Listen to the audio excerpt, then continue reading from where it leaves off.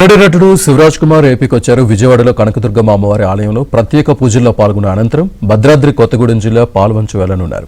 త్వరలో తెలుగులో గుమ్మడి నర్సయ్య చిత్రంలో నటిస్తున్నట్లు శివరాజ్ కుమార్ తెలిపారు.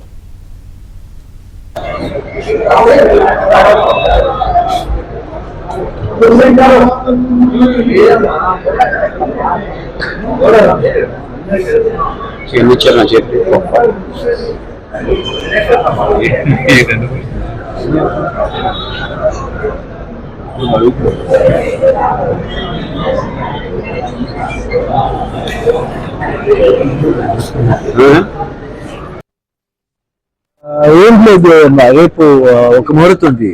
గుమ్మడి నర్సయ్య అని ఒక బయోపిక్ చేస్తున్నాను. First time Telugu main lead గా చేస్తున్నాను. ఇప్పుడు ఒక ఫిలిం బాలకృష్ణ ఫిలిం 100 ఫిలిం ఒక సాంగ్ చేశాను శాతకర్ణిలో. తర్వాత ఇప్పుడు పెద్దిలో విత్ రామ్ చరణ్ ఒక స్పెషల్ రోల్ చేస్తున్నాను. ఇప్పుడు గుమ్మడి నర్సయ్యగా వస్తున్నాను ఇక్కడ ఫస్ట్ టైం.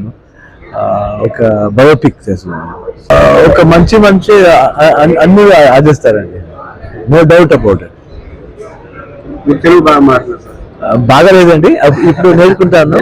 తర్వాత నెక్స్ట్ టైం కొట్టేస్తానండి.